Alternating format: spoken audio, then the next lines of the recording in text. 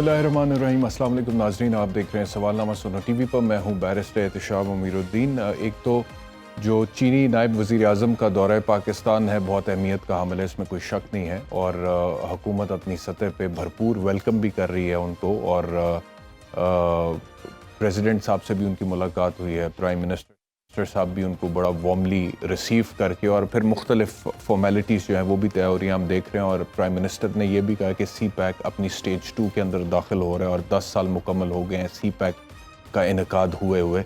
और सर्टनली सी पैक बहुत अहमियत का हामिल है पाकिस्तान के लिए, रियासत पाकिस्तान के लिए, पाकिस्तान के 22 करोड़ अवाम के लिए। और जो भी हुकूमत हो, इर्रिस्पेक्टिव ऑफ द फैक्ट कि वो किस पार्टी की हुकूमत है या किस शख्स की हुकूमत है, उस हुकूमत को सी पैक पर ज़रूर काम करना चाहिए, क्योंकि ये एक ऐसा प्रोजेक्ट है जो पाए तकमील को पहुँचेगा तो उससे पाकिस्तान का मुस्तकबिल तब्दील हो सकता है, यानी कि हमारे बच्चों का मुस्तकबिल तब्दील हो सकता है, और पाकिस्तान की इकॉनमी जो है वो फ्लरिश कर सकती है। तो एक तो ये जो बात ठीक हो रही है उसको अप्रिशिएट करना चाहिए। आगे चलते हैं, सियासत की तरफ आ जाएँ, तो सियासत के हवाले से जो सूरत हाल है वो पहले की तरह मखदूश है। उसमें इस्तेहकाम इस वजह से नहीं आता क्योंकि आपके अपने लीडर ऑफ द अपोजिशन जब ये बात कह दें कि हो सकता है कि इलेक्शंस जो हैं वो 1 साल ना हो, अगर कोई इंटरिम सेटअप आता है तो कम से कम उनको 1 साल का वक्त तो दें, तो फिर सर्टनली एक अनसर्टनिटी की फ़िज़ा पैदा होती है, और लोग सोचने पर मजबूर हो जाते हैं कि अगर पार्लियामेंट में बैठे हुए लीडर ऑफ द अपोजिशन ये कह रहे हैं कि 1 साल का टाइम दिया जा सकता है या दिया जाना चाहिए निगरान सेटअप को, तो पता नहीं इलेक्शंस वक्त पर होंगे नहीं होंगे। ज़रा माइंड मेकअप करने में अभी थोड़ा सा टाइम लगेगा। राजा साहब को मेरे ख्याल में वो कहते हैं अगर तो इलेक्शन होता है तो 2 महीने से भी पहले करा दें, नहीं तो फिर एक ये भी सूरत हाल हो सकती है कि जो नई गवर्नमेंट आए, जो कि इंटरिम गवर्नमेंट हो, उनको दे दें वो जिम्मेदारी अपने कंधों पर उठा। भाई किस चीज़ की जिम्मेदारी वो अपने कंधों पर उठा लें और किस अथॉरिटी के तहत वो जिम्मेदारी अपने कंधों पर उठा लें, ये कोई मतलब कि क्या मैं इसके ऊपर कहूँ कि आपने क्या समझा हुआ है। मुल्क है, एक रियासत है, उसका आइन है, उसका कानून है, उसका कॉन्स्टिट्यूशन है, वो केयर टेकर जो सेटअप आएगा या निगरान जो वज़ीर आज़म आएगा, उसके इख्तियारात, उसकी अथॉरिटी, उस अथॉरिटी की मुद्दत को डिफ़ाइन करता है। तो आप किस बुनियाद पे कहते हैं कि 1 साल का टाइम दे दें, and like this you said कि जी 1 साल का टाइम दे दें, जैसे आपने खुद से 1 साल का टाइम देना है, जैसे आप अपना मैनेजर को अपॉइंट करने जा रहे हैं, जिस शख्स ने आना है वो केयर टेकर सेटअप में प्राइम मिनिस्टर होगा, और उसने आइन और कानून की हदूद क़यूद में रहते हुए अपनी जिम्मेदारियां सर अंजाम देनी है और एक मखसूस मुद्दत के लिए देनी है। तो ये जब बात लीडर ऑफ द अपोजिशन खुद कर दें 1 साल की, तो फिर सर्टनली अदम इस्तेहकाम की फ़िज़ा जो है उसको मज़ीद हवा मिलती है और वो परवान चढ़ती है। दूसरी तरफ शहबाज साहब, नवाज शरीफ साहब वो कह रहे हैं कि जल्द अल्लाह ने चाहा तो आएंगे। बहुत बड़ा एक ये मतलब कि पाकिस्तान मुस्लिम लीग नवाज के अपने वोटर, उनके अपने सपोर्टर या उनके अपने कारकुन के लिए जो है ये बहुत बड़ा एक इम्तिहान बन गया मियां नवाज शरीफ की वापसी, क्योंकि हर थोड़े दिनों बाद एक स्टेटमेंट आता है उनकी वापसी के हवाले से, लेकिन मियां साहब नहीं आ रहे। क्या वजूहात हैं? बहुत सी वजूहात हैं, अब किस किस का जिक्र करें। बहरहाल सीट एडजस्टमेंट शहबाज शरीफ कहते हैं कि PMLN की हो सकती है, उनके इस वक्त के इत्तेहादी हैं जिनके सर पे फिलहाल ये PDM की हुकूमत बनी हुई है, वो सब पॉसिबिलिटी मुमकिन तौर पर हो सकते हैं। तो इन सारे इशूज़ पर बात करेंगे, और इसके अलावा जो एक बिल पास होने के लिए प्रेजेंट किया गया था सेनेट में, उस पर भी बात करेंगे। वो चेयरमैन सेनेट ने फिर उसको ड्रॉप कर दिया, उन्होंने कहा हुकूमत करे ना करे मैं ड्रॉप कर देता हूँ, उस पर भी बात करेंगे। मेरे साथ जो मेहमान हैं अमीर जमात इस्लामी सिराजुल हक साहब। सिराज साहब बहुत शुक्रिया हमें ज्वाइन करने के लिए। पहला सवाल आपसे यही है सिराजुल हक साहब के लीडर ऑफ दी अपोजिशन राजा रियाज का जो स्टेटमेंट है जिसमें वो कहते हैं कि या तो इलेक्शन 2 महीने से पहले भी करवा दें, या फिर दूसरी ऑप्शन एक ये भी है मुमकिन तौर पे कि जो केयर टेकर सेटअप आता है उसके कंधों पर सारी जिम्मेदारी डाल दें, और जब आप किसी के कंधों पर जिम्मेदारी डालें तो कम से कम उसे 1 साल का वक्त तो दें। तो कानूनी तौर पर, आइनी तौर पर, सियासी तौर पर ये दलील लीडर ऑफ द अपोजिशन की आपको समझ आती है? बिस्मिल्लाहिर्रहमानिर्रहीम। प्यारे भाई, इस वक्त कोई ना अपोजिशन है ना लीडर ऑफ द अपोजिशन है। राजा रियाज साहब की बातें वो अपोजिशन लीडर के नहीं हैं, एक राजा साहब की बातें हैं।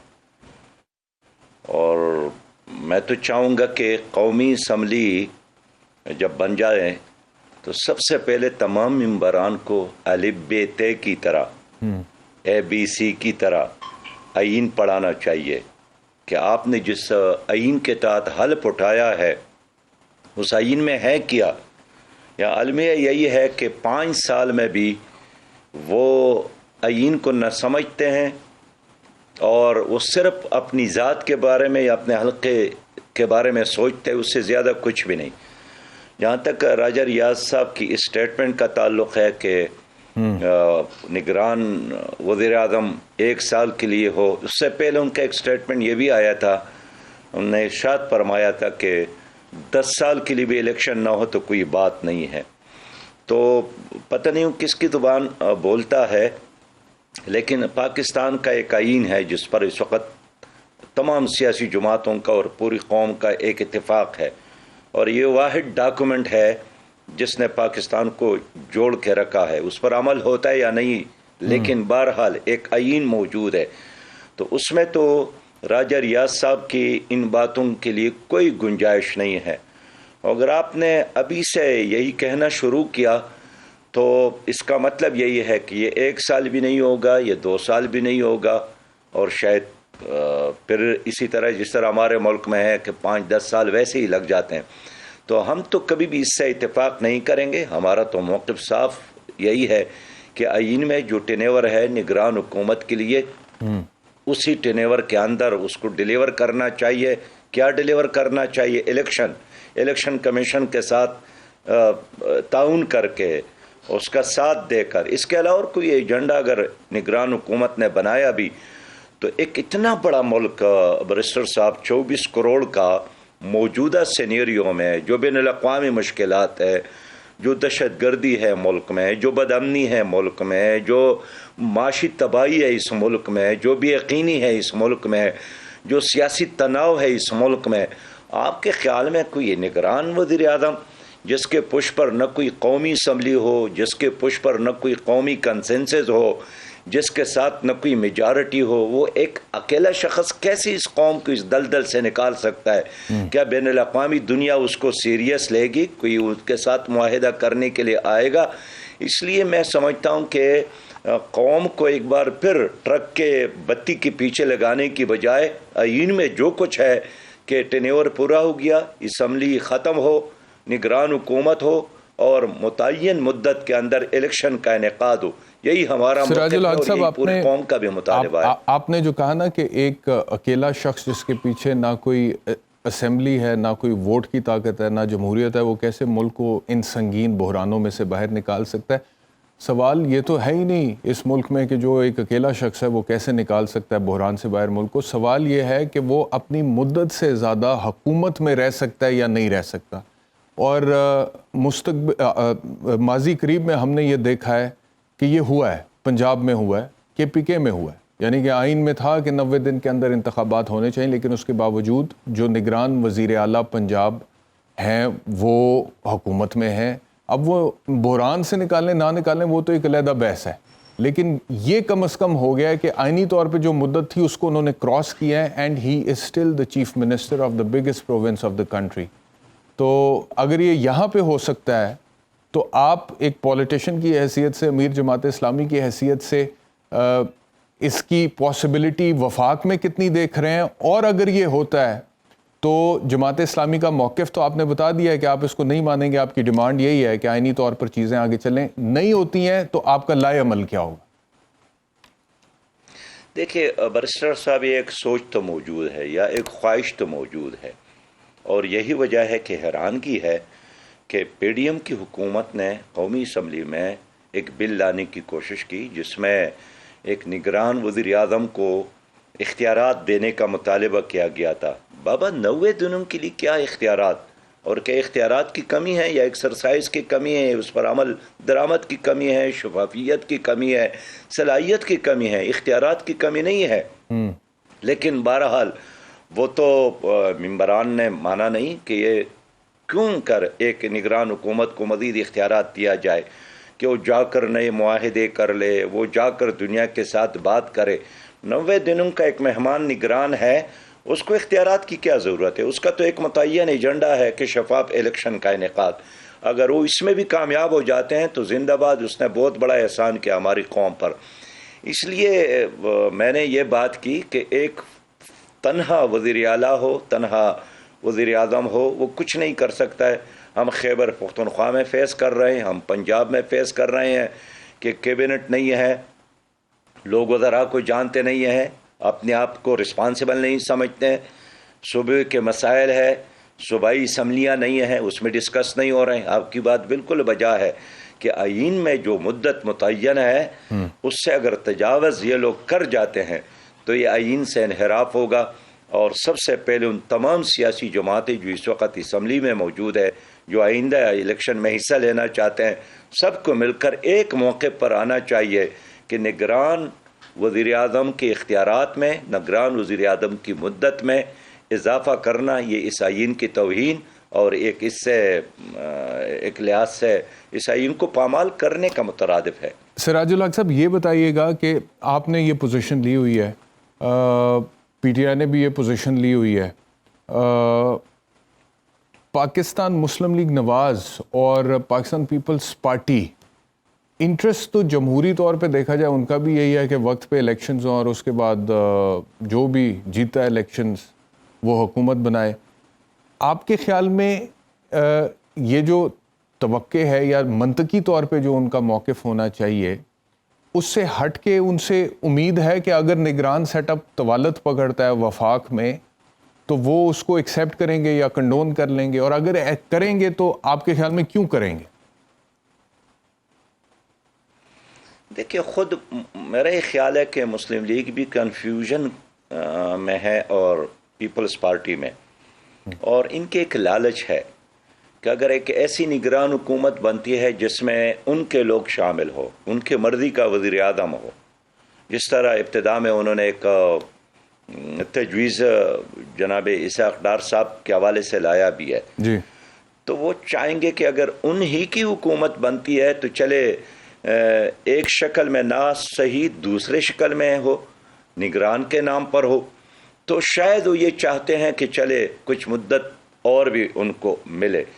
لیکن اگر نگران حکومت ایک غیر جانبدار حکومت بنتی ہے جس طرح حالات کا تقاضا ہے اور انصاف کا بھی تقاضا ہے، تو پھر یہ ان لوگوں کو چاہیے کہ اس آئیڈیا کو سپورٹ کرے. باقی خوف میں مبتلا ہے پی ڈی ایم کی اس وقت جو کارکردگی ہے، وہ یعنی پی ڈی ایم کس کارکردگی کی بنیاد پر لوگوں کے پاس جائے گی؟ کیا انہوں نے مہنگائی میں کمی کی؟ کیا انہوں نے بے روزگاری میں کمی کی؟ کیا انہوں نے بدامنی میں کمی کی؟ کیا کارنامہ کیا؟ بجلی کی قیمتوں میں اضافہ، آٹے کی قیمتوں میں اضافہ، چائے کی قیمتوں میں اضافہ، پیٹرول کی قیمتوں میں اضافہ، ڈیزل کی قیمتوں میں اضافہ. عام آدمی کے لیے پاکستان میں اس وقت جینا مشکل ہو گیا ہے. دوائی کی قیمتوں میں 400 اور 500% اضافہ، اور روز ایک نئی مصیبت، ایک نیا ڈرون حملہ، ایک نیا خودکش حملہ یہ حکومت عوام پہ کر رہی. اس لیے مسلم لیگ کی حکومت یا پی ڈی ایم کی موجودہ حکومت ایک خوف سے دوچار ہے کہ ہماری کارکردگی ایسے نہیں ہے کہ 90 دن بعد ہم عوام کے پاس جائیں گے تو عوام ہمیں ووٹ دیں گے. وہ سمجھتے ہیں کہ اگر درمیان میں کچھ وقفہ پڑ جائے، 6 مہینے کا، 10 مہینے کا، 1 سال کا، تو جس طرح پاکستان کی قوم جلدی بھول جاتی ہے بات کو، تو لوگ بھول جائیں گے ہماری کارکردگی کو، اور پھر ہم آئیں گے تو پھر شاید ہم کچھ گین کر سکیں گے. تو اسی خوف کی وجہ سے پی ڈی ایم کی حکومت 2 قدم آگے بڑھتی ہے اور پھر 4 قدم پیچھے ہٹتی ہے. بالکل صحیح ہے. اچھا، یہ ایک بل پیش کیا گیا، آپ نے دیکھا سینٹ میں، اور پرتشدد انتہا پسندی کا جو بل تھا اس کو پھر بعد میں چیئرمین سینٹ نے ہی ڈراپ کر دیا. انہوں نے کہا کہ حکومت کرے نہ کرے میں ڈراپ کرتا ہوں. اس بل کے حوالے سے مختلف لوگوں کے جو سٹیٹمنٹس ہیں وہ پہلے میں آپ کو سناتا ہوں.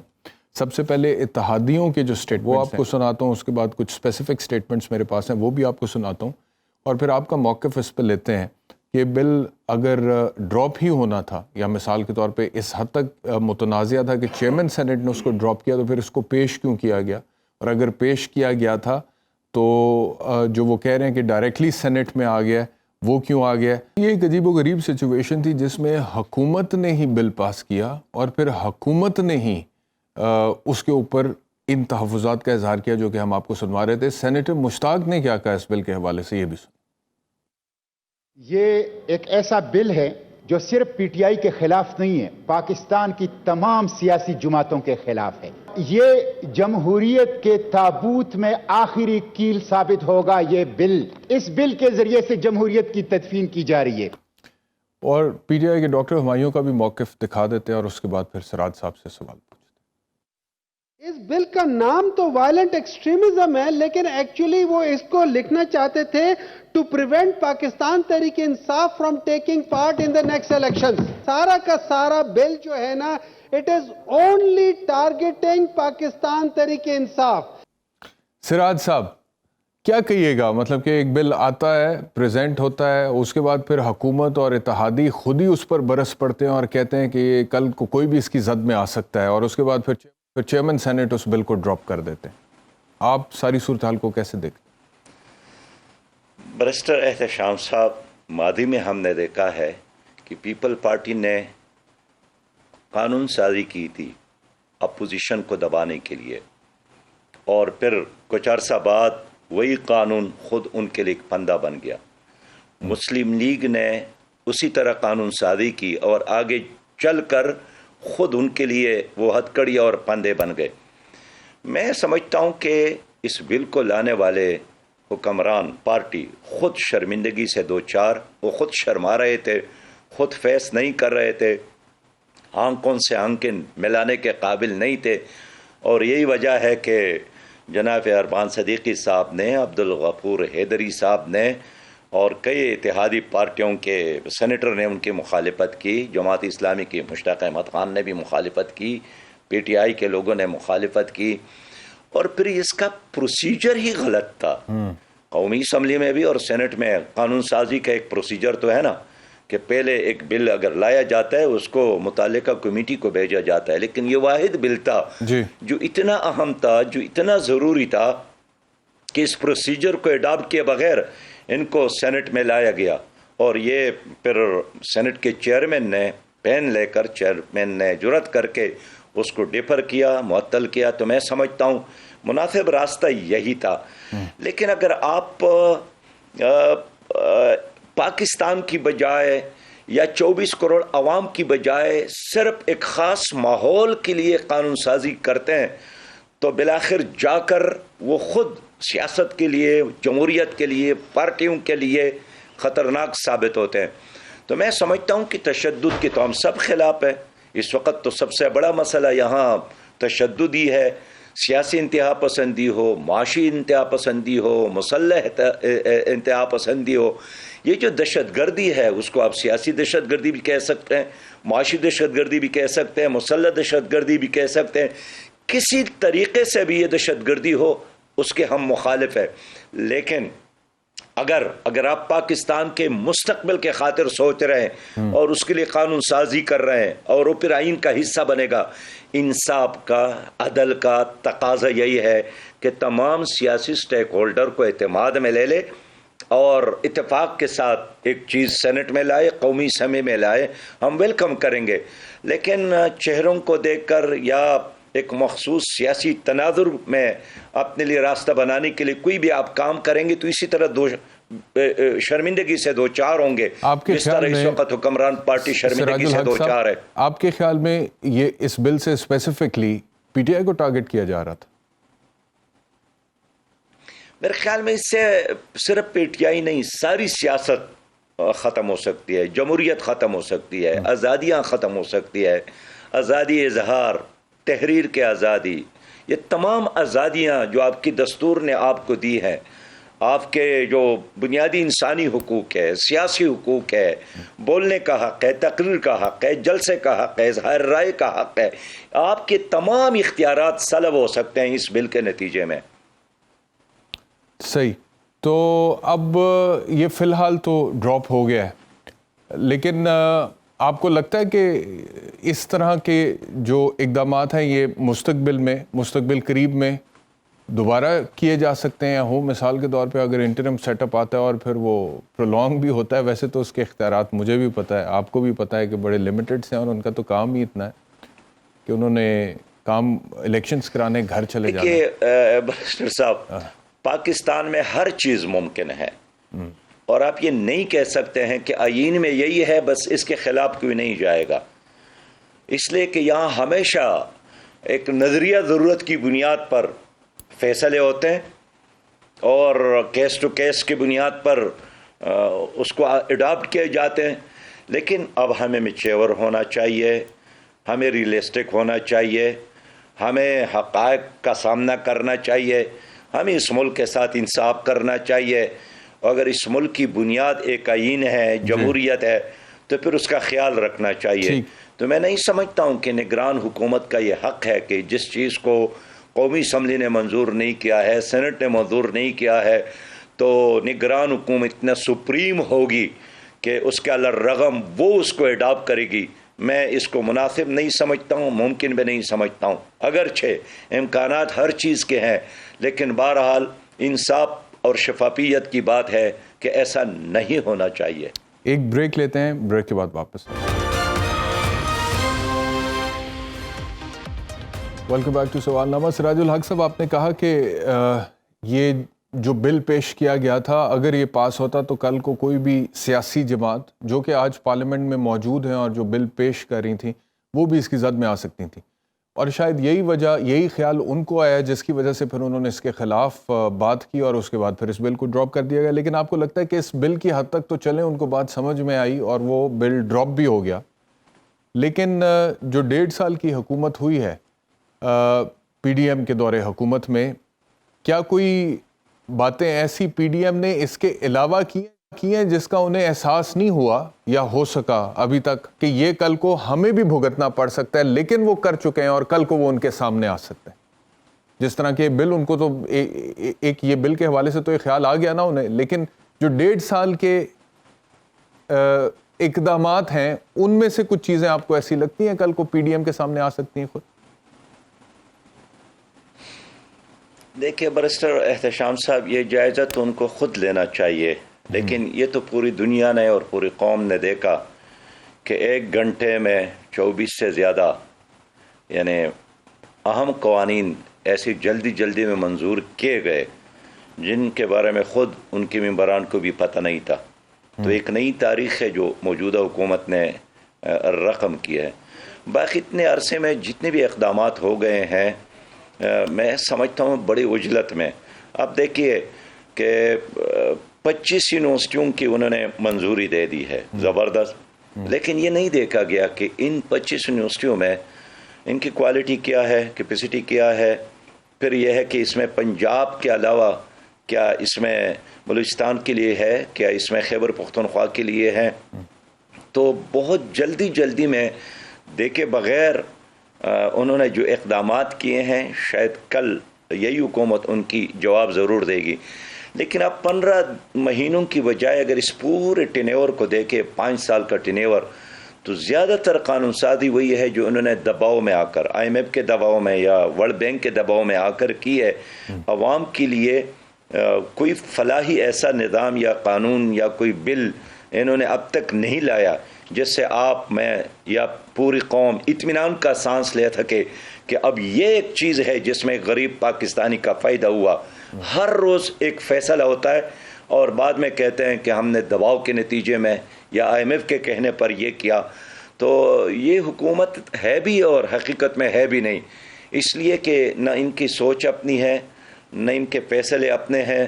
یہ ایک دباؤ کے ماحول میں فیصلے کرتے ہیں اور یہی وجہ ہے کہ پھر اعتراف بھی کرتے ہیں کہ ہم نے پہلے کام کیا، بعد میں اس پر سوچنا شروع کیا. اچھا یہ بتائیے گا سراج الحق صاحب کہ انتخابات اگر وقت پر ہوتے ہیں تو جماعت اسلامی کا کیا موقف ہے؟ پرانی مردم شماری کے تحت انتخابات ہوں یا نئی مردم شماری ہونی چاہیے، اور اگر نہیں ہوتی ہے پھر تو اس میں 3-4 مہینے کا ڈیلے آ سکتا؟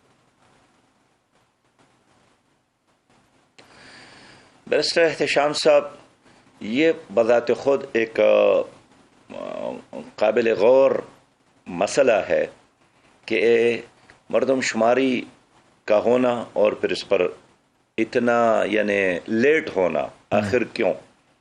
پھر یہ ہے کہ اس مردم شماری پر لوگوں کے بہت زیادہ تحفظات بھی ہے کہ کچھ علاقے ایسے ہیں جہاں کی آبادی کم ہو گئی. تو یہ کیسے ممکن ہوا؟ اور کچھ علاقے ایسے ہیں جہاں کی آبادی 100% سے بھی زیادہ اضافہ ہوا. تو یہ کیسے ہوا؟ ایک بات تو یہ. دوسری بات یہی ہے کہ یہ ایک علیحدہ مسئلہ ہے جس کو ایڈریس کرنے کی ضرورت ہے، لیکن مردم شماری کو بیس بنا کر الیکشن سے فرار اختیار کرنا پاکستان کے لیے مناسب نہیں ہے. ہم نے 2 تاریخ کو اپنی تمام مرکزی ذمہ داران کا اجلاس بلایا ہے. اس میں مختلف صوبوں کے نمائندگی بھی ہے اور اس میں ہم ضرور اس چیز کا جائزہ لیں گے. لیکن اس وقت میں سمجھتا ہوں کہ مردم شماری کو بہانہ یا بیس سبب بنا کر الیکشن کو 2 سال 3 سال کے ملتوی کرنا یہ پاکستان کے موجودہ حالات میں مناسب راستہ نہیں ہے. 24 کروڑ عوام کو ایڈہاکزم کی بنیاد پر چلانا، بغیر قومی اسمبلی کے، بغیر صوبائی اسمبلیوں کے چلانا، یہ پاکستان کے ساتھ انصاف نہیں ہے. اس وقت خیبر پختونخوا میں اسمبلی نہیں ہے. آپ یقین کریں اس صوبے کے عوام شدید مشکل سے دوچار ہے. پنجاب میں اسمبلیاں نہیں ہے، پنجاب کے عوام شدید مشکل سے دوچار ہے. ان کی زبان، ان کا ترجمان، ان کے مسائل پر بات کرنے والا کوئی فورم بھی نہیں ہے. اس لیے میں سمجھتا ہوں کہ جتنا جلد ممکن ہے الیکشن کا انعقاد ہونا چاہیے. ٹھیک ہے. اچھا یہ فرمائیے گا کہ جماعت اسلامی کی، اب اگر جماعت کی سیاست کی آپ بات کریں، جماعت اسلامی کی کتنی تیاری ہے انتخابات کے حوالے سے؟ اگر انتخابات وقت پر ہوتے ہیں، کیا جماعت اسلامی کوئی سیٹ ایڈجسٹمنٹ کر سکتی ہے؟ مطلب کہ ابھی شہباز صاحب کا سٹیٹمنٹ میں نے انٹرو میں چلایا جس میں انہوں نے کہا کہ کسی کے ساتھ بھی سیٹ ایڈجسٹمنٹ ہو سکتی ہے. جماعت کا بھی یہ ذہن ہے، یہ سوچ ہے، سیٹ ایڈجسٹمنٹ ہو سکتی ہے کسی کے ساتھ؟ اگر ہو سکتی ہے تو کس کے ساتھ ہو سکتی ہے؟ دیکھیے، ایک ہے اتحاد کرنا. جس طرح جماعت اسلامی نے ماضی میں بہت سارے اتحادی کی ہیں، اتحادوں کا حصہ رہی ہے. پاکستان قومی اتحاد کا، IGI کا، متحدہ مجلس عمل کا اور بہت سارے ایسے. تو 2018 کے بعد ہم نے اپنی جماعت کے اندر ایک طویل ایکسرسائز کی اور اپنے ارکان سے، کارکنان سے رائے لی کہ ان اتحادوں کے نتیجے میں ایک حکومت تو بنتی ہے، لیکن جو جماعت اسلامی کے ساتھ ریفارمز کا ایجنڈا ہے، ایک ویلفیئر اور فلاحی پاکستان کا ایجنڈا ہے، ایک کلین اور گرین کرپشن فری پاکستان کا ایجنڈا ہے، ایک انقلاب کا ایجنڈا ہے، حقیقی تبدیلی کا ایجنڈا ہے. تو اتحادی سیاست میں ہم اس ایجنڈے کے مطابق آگے نہیں جا سکتے. اس لیے ہم نے طے کیا ہے کہ ہم جماعت اسلامی ہی کے پلیٹ فارم، اپنے جھنڈے اور اپنے نشان کے ساتھ، ترازو کے ساتھ الیکشن میں جائیں گے.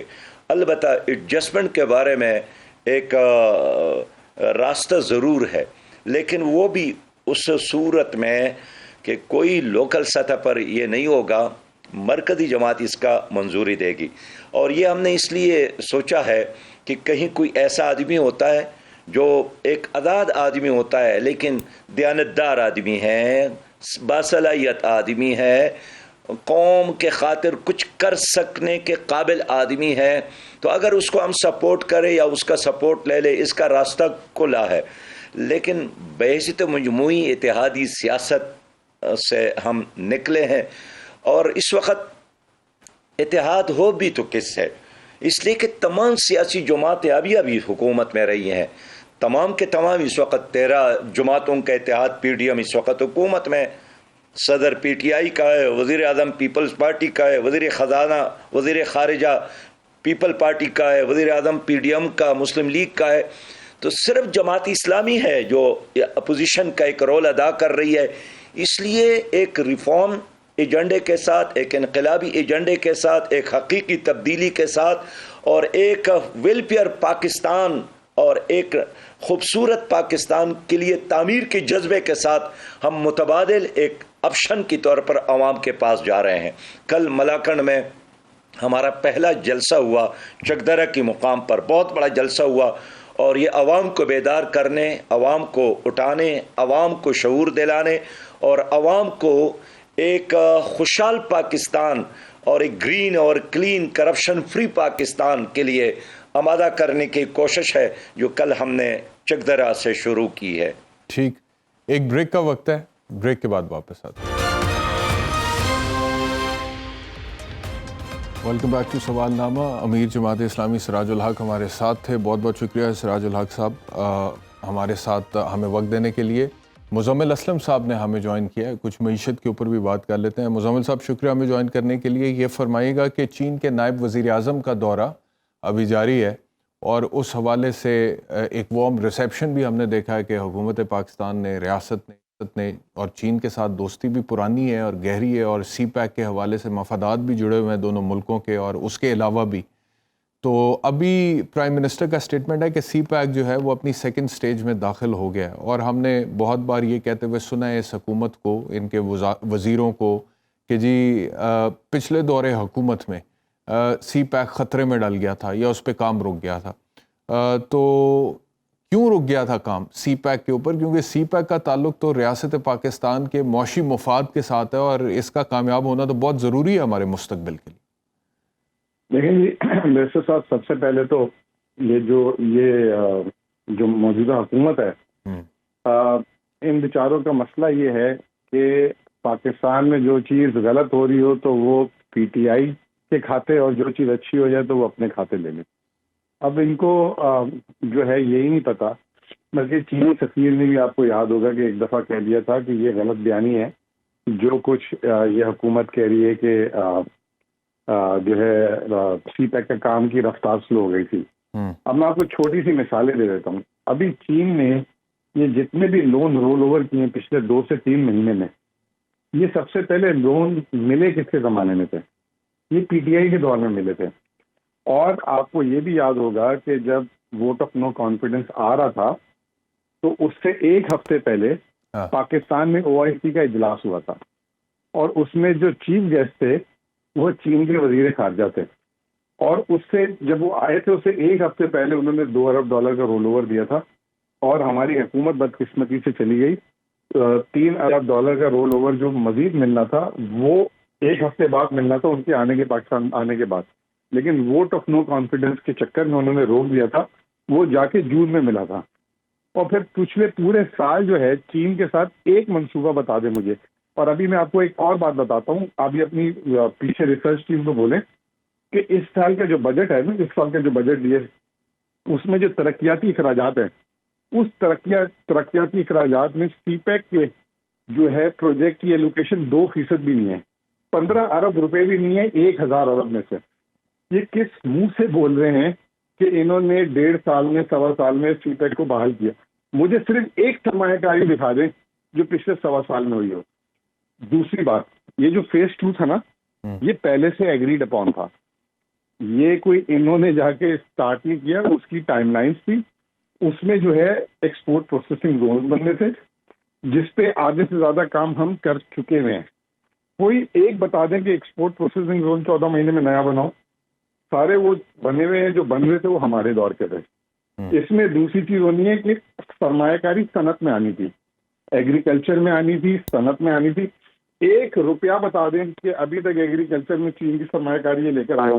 تیسری آنی تھی IT میں, 1 روپیہ بتا دیں. تو یہ صرف ان کے بیانیے ہیں, جاتے جاتے جو ہے بس الٹے سیدھے شوشے چھوڑ رہے کہ ہم نے یہ کر دیا, ہم نے وہ کر دیا.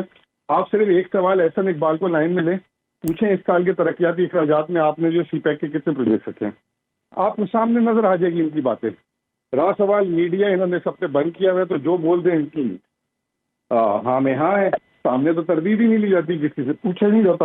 اور پھر دوسری بات یہ کہ دستاویزات تو دکھائے نا پرائم منسٹر صاحب, جو یہ بڑی بڑی باتیں کر رہے ہیں کہ اگر ہم نے نہیں کیا تو انہوں نے کیا, تو اس کی کوئی دستاویزات ہوں گے نا, کوئی اخراجات کے خرچے ہوں گے نا, کوئی جو ہے انوگریشن ہوئی ہوں گی نا, کوئی پیسے انہوں نے دیے ہوں گے نا بجٹ سے, وہ دکھا دیں دستاویزات. ہم بھی کہیں گے واہ واہ واہ واہ بڑا اچھا کام کر دیا انہوں نے تو مروا دیا پکڑ کے پاکستان کو. جس طریقے کا انہوں نے جس طریقے سے سی پیک کو ہینڈل کیا, جس طریقے سے معاہدے کے, میں آپ کو ایک بڑی پتے کی بات بتاتا ہوں. جب ہماری حکومت ختم ہونے والی تھی اس سے 1 مہینہ پہلے پرائم منسٹر عمران خان اس وقت کے جو ہے وہاں گئے تھے چائنا.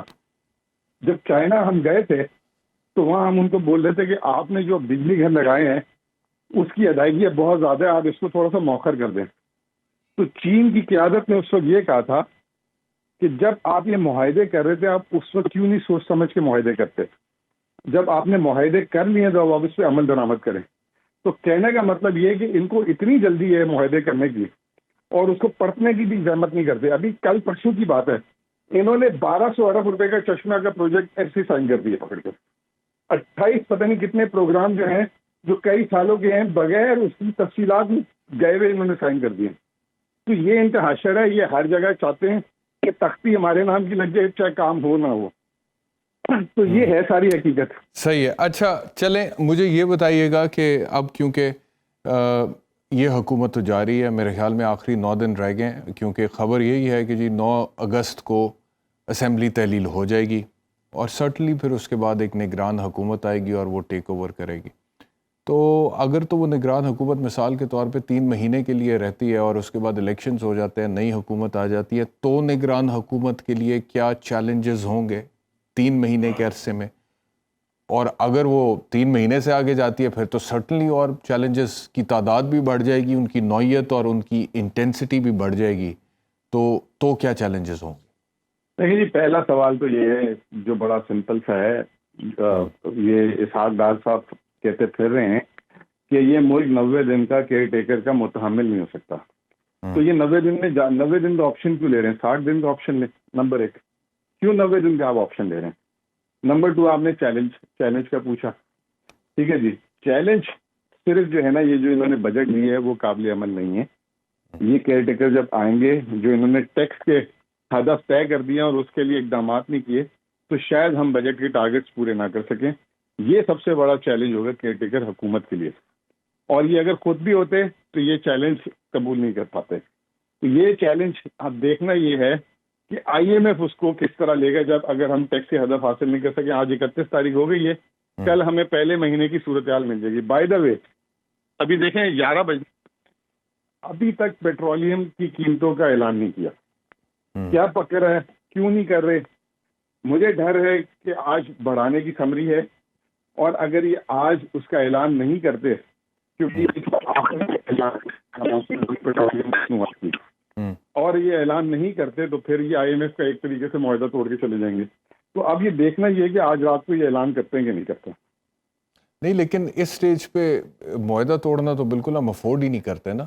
اور یہی تو کہہ رہا ہوں, آپ یہ دیکھیں نا بیرسٹر صاحب کہ 15 دن جب ان کی حکومت کے رہ گئے تھے, انہوں نے 6 مہینے کے ترقیاتی اخراجات ریلیز کر دیے. وہ سب دیکھ نہیں رہا ہوگا IMF انہوں نے کیوں کر دیے. اور 15 دن ایسی کیا جلدی تھی؟ وہ کون سے ترقیاتی اخراجات تھے؟ پاکستان ایک پائی کے لیے ترس رہا ہے اس وقت. پاکستان کے جو ہے اخراجات پورے نہیں کر پا رہے. لیکن مزمل صاحب یہ بات بھی تو درست ہے نا کہ جو $3 ارب کی معاہدہ ہوا ہے IMF کے ساتھ, اس میں سے $1 ارب نگران حکومت کے 3 مہینے کے اندر IMF دے گا پاکستان کو. $800 ملین دے گا نومبر کے آخر میں. ٹھیک, تو وہ سپتمبر کا کوارٹر ختم ہوگا, اس کا ریویو لے گا IMF. ریویو اگر پاس ہو گیا تو نومبر کے آخر میں $80 کروڑ ملیں گے, $800 ملین. تو بہت بڑا خلا ہے بیچ میں. بات یہ ہے کہ بڑی مشکل سے وہ پروگرام, آپ کو بھی پتا ہے کہ IMF نے اس دفعہ ان کو جو ہے پہلی دفعہ تاریخ میں ایسا ہوا کہ اپوزیشن کو لوپ میں لیا گیا. بالکل ٹھیک ہے, بالکل صحیح کہہ رہے ہیں. وقت ختم ہو گیا پروگرام کا. مزمل صاحب آپ کا بہت ہمیں جوائن کرنے کے لیے, آپ کا شکریہ. پروگرام دیکھنے کے لیے. انشاءاللہ دوبارہ ملاقات ہوگی. اپنا خیال رکھیں. اللہ.